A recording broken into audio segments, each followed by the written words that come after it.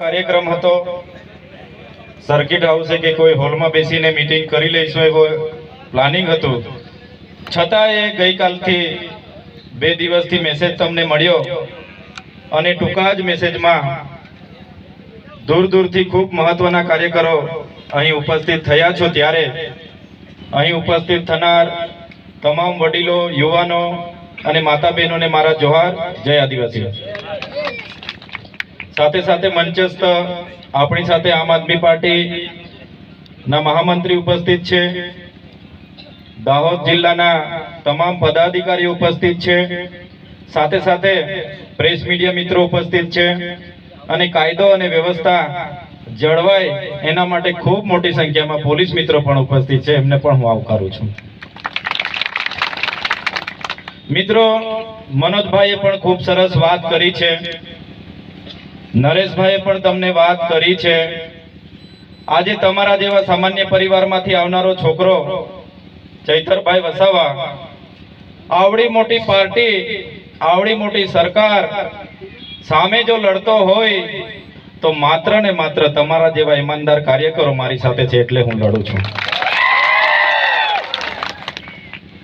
એક મેસેજ થકી તમે દૂર દૂરથી પોતાના ખિસ્સાના 500 રૂપિયા અને 1000 રૂપિયાનું ડીઝલ પેટ્રોલ નાખીને જે તમે આવી જાઓ છો અમને સાંભળવા માટે, અમને સહકાર આપવા માટે, આ જ અમારી તાકાત છે, જેના થકી અમે આ ભાજપ સરકારના મંત્રીઓ અને મુખ્યમંત્રીઓ સામે આંખમાં આંખ મિલાવીને સડકથી લઈને સદન સુધી અમે લડીએ છીએ. તમે જોયું છે ગુજરાતમાં 156 ધારાસભ્ય આવ્યા પછી પણ લોકો સાથે એમને તમે ક્યારેય સ્વીકાર્યા જોયા નહીં હશે. લોકો નારાજ છે. ગુજરાતની જનતા, શરૂઆત હતી આપણી પહેલી ચૂંટણી આમ આદમી પાર્ટી 2022માં જ્યારે પૂરા ગુજરાતમાં લડી, તમે ને અમે પહેલી ચૂંટણી લડતા હતા, છતાં એ સમગ્ર ગુજરાતમાંથી આપણને 41 લાખ મત મળ્યા. ટ્રાઇબલ વિસ્તારમાંથી આપણને એવરેજ 25% મત મળ્યા અને સમગ્ર ગુજરાતમાંથી આપણને એવરેજ 13% મત મળ્યા. આ આપણા માટે બહુ મોટી ક્રાંતિની શરૂઆત છે. અભિનંદન આપું છું એ ડેડિયાપાડા જનતાને. તમારા જેવા આદિવાસી વિસ્તારમાંથી દિવાળી પછી અંકલેશ્વર, ભરૂચ, વડોદરા કામે જતા અમારા વિસ્તારના લોકોએ જ્યારે વિધાનસભાની ચૂંટણી હતી, પહેલી વાર ઝાડુનું નિશાન હતું, છતાં એ લોકો દૂર દૂરથી કામેથી આવ્યા, મશીનમાં ચૈતરભાઈનું ઝાડુ હોદ્યું અને 1,03,400 ના મત આપીને લીડથી મને ચૂંટાવ્યો છે. આજે તમારી વચ્ચે છું, એ અભિનંદન આપું છું એ જનતાને પણ. મિત્રો, જ્યારથી ચૂંટાયો છું એક પણ દિવસ મેં મારા ઘરે આરામ નથી કર્યો. એક પણ દિવસ ઘરે બેસીને મેં ફાકા ફોજદારી નથી કરી. ઉમરગામથી અંબાજી સુધીના વિસ્તારમાં જ્યાં પણ કઈ અન્યાય થાય, હક અધિકારની વાત હોય, આદિવાસી સમાજની વાત હોય, માઇનોરિટી સમાજની વાત હોય, ખેડૂતોની વાત હોય, મહિલાની વાત હોય, શિક્ષિત યુવાનોને કાયમી નોકરીની વાત હોય, તો આ ચૈતરભાઈ વસાવા અને આમ આદમી પાર્ટી એના માટે રોડ પર પણ લડેલા છે. આ સરકાર સામે જ્યારે આદિવાસી સમાજનો આટલો નાનો યુવાન જ્યારે વિધાનસભામાં પણ અહીંના બાળકોની શિષ્યવૃત્તિ માટે વાત મૂકતો હોય, અહીં માસ્તરો નથી એની વાત મૂકતો હોય, અહીં શાળા નથી એની વાત અમે જ્યારે મૂકતા હોય, આ વિસ્તારોમાં જે ભ્રષ્ટાચારો ચાલે છે, ટ્રાઇબલ સપ્લાનમાં કરોડો રૂપિયાના ભ્રષ્ટાચારો, જિલ્લા પંચાયતોમાં કરોડો રૂપિયાના ભ્રષ્ટાચારો, મનરેગામાં કરોડો રૂપિયાના મટીરિયલ કામોમાં ભ્રષ્ટાચારો, નકલી ને નકલી કચેરીઓમાં ભ્રષ્ટાચારો જ્યારે અમે ઉજાગર કરતા હોય તો આ ભાજપ સરકારને ગમતું નથી અને મારા જેવા સામાન્ય યુવાન સામે ષડયંત્ર ભાજપને કરવું પડે છે અને પીઠ પાછળ એમણે રાજનીતિ, કૂટનીતિ કરીને મને ષડયંત્ર અંતર્ગત ફસાવવામાં આવે છે. મિત્રો, હું તો સામાન્ય પરિવારમાંથી આવું છું. મારા મમ્મી પપ્પાએ મને મહેનત મજૂરી કરીને ભણાવ્યો, ગણાવ્યો. ખેતીવાડી અધિકારી હતો હું. બાજુના તાલુકા સુરત જિલ્લાના ઉમરપાડા તાલુકામાં ખેતીવાડી અધિકારી હતો. પછી મેં જોયું આદિવાસી સમાજની આટલી મોટી ગ્રાન્ટો આવે છે, આખી ને આખી ગ્રાન્ટોના રસ્તા આ લોકો ખાઈ જાય, નાણાં ખાઈ જાય, પુલ ખાઈ જાય. હજ્જડ પેટવાળા ભાજપના લોકો એમના મળતિયાઓ પછી પણ ડકર નહીં લે, રોડ ખાઈ જાય પછી પણ ડકર નહીં લે. એટલે મેં નક્કી કર્યું અને મને તે વખતે લોકોએ કીધું, ચૈતરભાઈ તમે 8-10 વર્ષમાં ટીડીઓ બની જવાના છો. મેં અધિકારીઓને પણ કીધું. જ્યારે હું રાજીનામું આપવા માટે ગયો, મને મારા જિલ્લા ખેતીવાડી અધિકારીએ કીધું, ચૈતર તું ગાંડો થઈ ગયો છે, તું વિસ્તરણ અધિકારી છે, 8-10 વર્ષમાં તું ટીડીઓ થવાનો છે, તારો પગાર હશે, ફેમિલી સેટ થઈ જશે. મેં કીધું સાહેબ મારા 2-3 માળનો બંગલો થઈ જશે, મારા છોકરાઓ ભણી જણીને 4 વ્હીલોમાં ફરતા થઈ જશે, મારું ઘર પરિવાર સુખી થઈ જશે, પણ મારા ગામવાળા, મારા ડેડિયાપાડા વાળા, મારા ગુજરાત વાળાનું શું, મારા આદિવાસી સમાજનું શું? પછી નક્કી કર્યું મેં અને મારા પરિવારોએ, એમણે પણ રાજીનામા આપ્યા, મેં પણ રાજીનામા આપ્યા 2016માં. અને આ જાહેર જીવનમાં આવ્યા છે માત્ર ને માત્ર અમારો ઉદ્દેશ છે કે લોકહિતના કામ કરવાના અને લોકોને જ્યાં પણ અન્યાય થાય ત્યાં ગમે તે એનો બાપ હોય એની સામે પણ લડવા માટે અમે ઉતરીએ છીએ. છતાંય આ લોકોએ ક્યારે અમે વિચાર્યું નહોતું અમે ધારાસભ્ય બનીએ, પણ લોકોના આશીર્વાદ મળ્યા છે, આટલી નાની ઉંમરમાં ધારાસભ્ય બન્યા છે. અને હવે તો ભરૂચ લોકસભાના ઉમેદવાર પણ મેં જાહેર થયો છું, ખબર છે ને બધાને? તો ભરૂચ લોકસભામાં પણ તમારે આવવાનું છે. મારું જ્યારથી નામ પડ્યું છે ભરૂચ લોકસભામાં ભાજપ વાળા ચકડોળે ચડી ગયા છે, કોને મૂકીએ કોને મૂકીએ કોને મૂકીએ. એમને ખબર છે ભરૂચમાંથી એમનો ગરબો હવે લોકસભામાં ઘરે જવાનો છે. ભરૂચ લોકસભા આમ આદમી પાર્ટી જીતે છે. આજે બી તમે લખી રાખજો આજની તારીખ. આ તમારો આદિવાસી સમાજનો દીકરો કહે છે ભરૂચ આજની 18 તારીખે 18 ફેબ્રુઆરી આજની તારીખે લખી રાખજો. નરેન્દ્ર મોદી મારી સામે ઉમેદવાર હશે કે રાહુલ ગાંધી હશે કે મુમતાજ પટેલ હશે, ભરૂચ લોકસભામાં ચૈતર વસાવાને રોકવા વાળા કોઈના તાકાત નથી કે ચૈતરભાઈને જીતતા રોકે. તમારા જેવા જ નાના નાના લોકો ત્યાં મારા માટે મહેનત કરે છે, ઈમાનદારીથી કામ કરે છે, એમને મારા પર પૂરો ભરોસો છે. એમના ભરોસા પર હું કાયમ ઉતરવા માંગુ છું. અમે મહેનત કરીએ છીએ, તમારે પણ મહેનત કરવા માટે ભરૂચમાં આવવાનું છે મારા માટે. દાહોદમાં પણ અમે આવવાના છે બધા. દાહોદમાં તમારા જે કંઈ પણ ઉમેદવાર હશે આમાંથી વરરાજા નક્કી કરી દેજો, ટૂંક જ સમયમાં એને જીતાડવાનું કામ આપણે કરવાનું છે. ભાજપ વાળાને હતું 2019માં પણ મને આ લોકો જેલમાં લઈ ગયેલા, રાજકોટ જેલમાં રાખ્યો તો લોકસભામાં. 2019ની લોકસભામાં કેવડિયાનું આંદોલન કર્યું હતું મેં. હું ક્યારે કેવડિયા ચૂંટણી લડતો નથી, મારો પરિવાર ક્યારે કેવડિયા ચૂંટણી લડતો નથી. પછી પણ કેવડિયાના આંદોલનમાં 2019ની લોકસભાને ધ્યાને રાખીને મને રાજકોટ જેલમાં રાખવામાં આવ્યો હતો. જેવી લોકસભાની ચૂંટણી પતીને ત્રીજા દિવસે મને છોડી દેવામાં આવ્યો. 94 દિવસ મને જેલમાં રાખવામાં આવ્યો હતો અને લોકસભામાં આ લોકો જીતી ગયેલા. આ વખતે પણ એમને એવું હતું કે ચૈતરભાઈને એકવાર જેલના દરવાજાની અંદર નાખી દો જેલમાં, પછી તો મેદાન ખુલ્લું છે, આપણે બધા જીતી જવાના છે. હતું એ લોકોના મીડિયાના સ્ટેટમેન્ટ તમે જોઈ લેજો. એ તો હવે જેલમાં છે, મેદાનમાં નથી. હવે અમે જીતી જવાના મરક મલકાયા કરતા હતા બધા, હતા ને? પણ તમારા બધાના આશીર્વાદ થકી આજ તમારી વચ્ચે આ ચૈતરભાઈ આવી ગયા છે. એ લોકોને પણ કહેવા માંગુ છું, मीडिया मित्रों તમે મોકલાવજો. तुमको कहा लगता था नहीं लौटेंगे, तुमको कहा लगता था नहीं लौटेंगे, गलत. जब तक तोड़ेंगे नहीं तब तक छोड़ेंगे नहीं. हमको क्या अंडू पंडू गंडू झंडू समझ के रखा है क्या? ये चैतर वसावा है, चैतर वसावा कभी झुकेगा नहीं साला. અમે કોઈના બાપથી ડરતા નથી.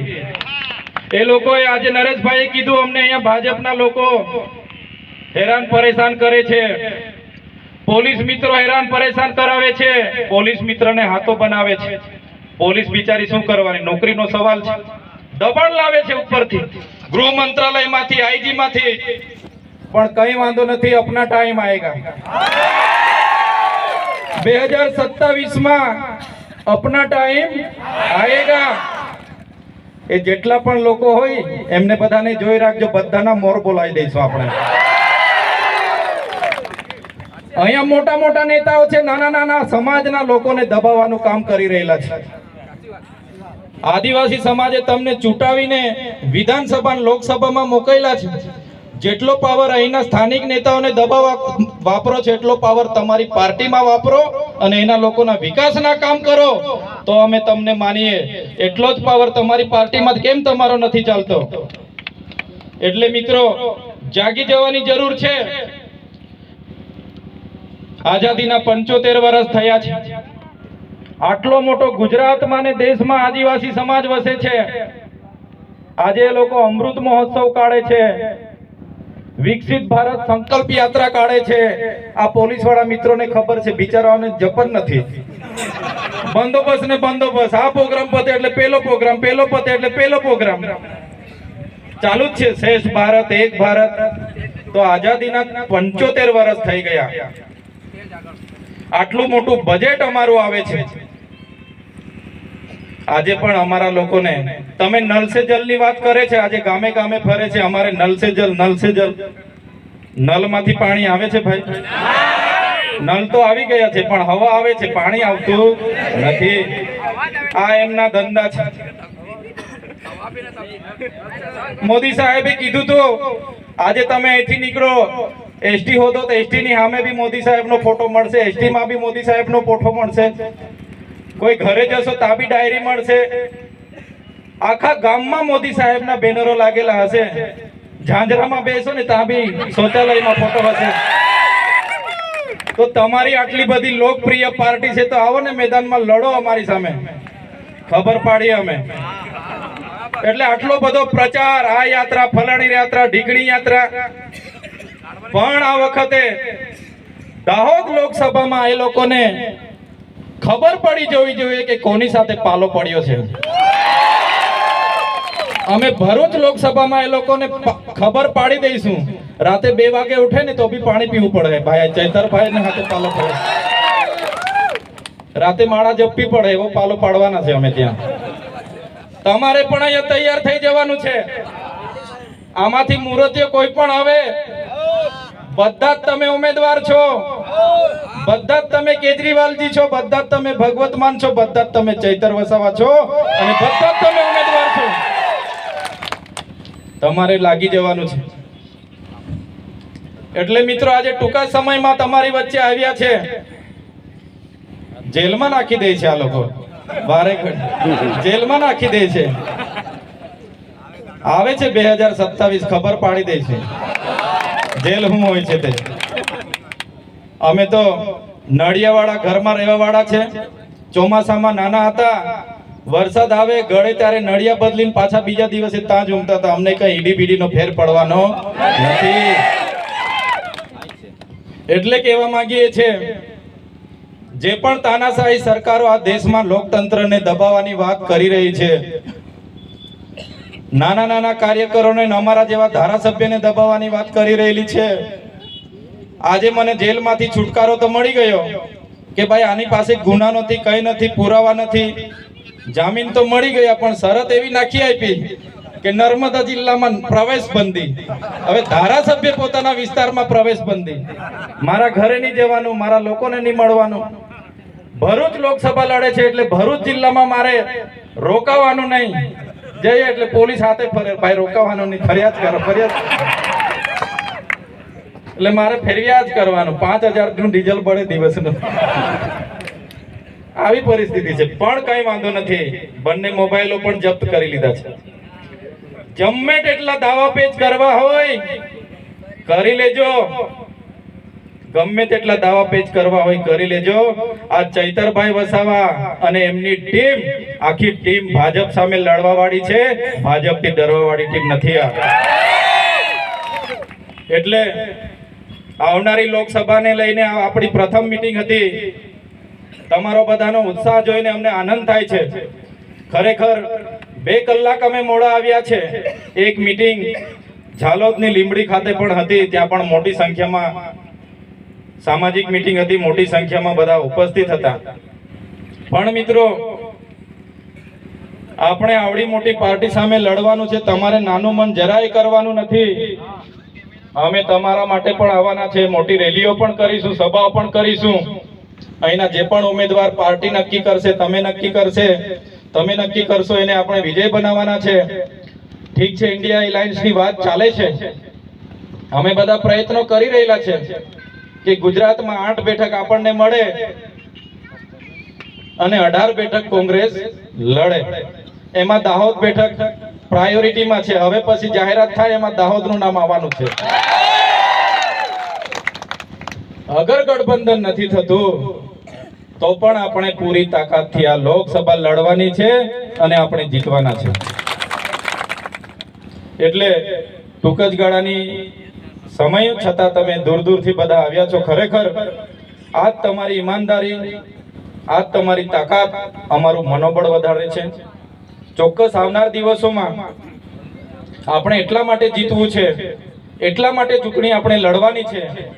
કોઈ પણ ચૂંટણી હશે, આવનાર ભવિષ્યમાં જે પણ ચૂંટણી લડાશે, એ તાલુકા જિલ્લાની હોય, વિધાનસભાની હોય કે લોકસભાની હોય, એ આપણે સેવાકીય પ્રવૃત્તિ માટે ચૂંટણી જીતવાના છે. આપણા બાળકોનું ભવિષ્ય સારું બને, મહિલાઓને ન્યાય મળે. આપણી બહેનોને આજે બહેનો અરજી આપી ગયા છે મને, જીએનએમ વાળી બહેનોને શિષ્યવૃત્તિ નથી મળતી, ફ્રી સિપ કાર્ડ બંધ થઈ ગયા છે. આટલી મોટી વસ્તી, મોટા મોટા નેતા, છતાંય કોઈ ધ્યાન નથી આપતું. તો આવી બધી સમસ્યાઓના નિરાકરણ માટે આપણે ચૂંટણી લડવાના છે ને આપણે ચૂંટણી જીતવાનું છે. એટલા માટે તમને કહીએ છીએ, કોઈ પણ નાની ચૂંટણી આપણે લડીએ તો એને જીતવાનું છે. આપણે ભાજપ વાળા જેવું નથી કે ચૂંટણી એટલા માટે ભાજપ વાળા લડશે. ભાજપ વાળા તો બધા ચૂંટણી એટલા માટે લડવા આવશે કે એમને રોડ ખાઈ જવાશે, નારા ખાઈ જવાશે, દિવાલ ખાઈ જવી છે, બિલ્ડિંગો ખાઈ જવા છે, એટલે એ લોકો ચૂંટણી લડશે. પણ આપણે આપણા સમાજના સારા કામ કરવા માટે ચૂંટણી લડવાની છે અને ચૂંટણી આપણે જીતવાની છે. તો આજે તમે બધા અહીંયા ઉપસ્થિત થયા, અમારા ઘણા સમયથી રાહ જોતા હતા. અમારું ખૂબ સરસ સ્વાગત થયું અહીંયા. એ બદલ તમામ સાથી મિત્રોનો, મંચસ્થ ઉપસ્થિત તમામ વડીલો, પદાધિકારીઓનો અને સાથે સાથે મોટી સંખ્યામાં પ્રેસ મીડિયા મિત્રો ઉપસ્થિત છે. પોલીસના તમામ અધિકારીઓ અહીં મોટી સંખ્યામાં ઉપસ્થિત છે. તમામ સાથી મિત્રોનો હું ખૂબ ખૂબ આભાર માનું છું. બોલવામાં કંઈક ચૂક થઈ ગઈ હોય તો માફી ચાહું છું, પણ તમે બધા ઉપસ્થિત થયા છો તો ખૂબ ખૂબ આભાર માનીને મારું વક્તવ્ય હું વિરામ આપું છું. જય આદિવાસી, જય જોહાર.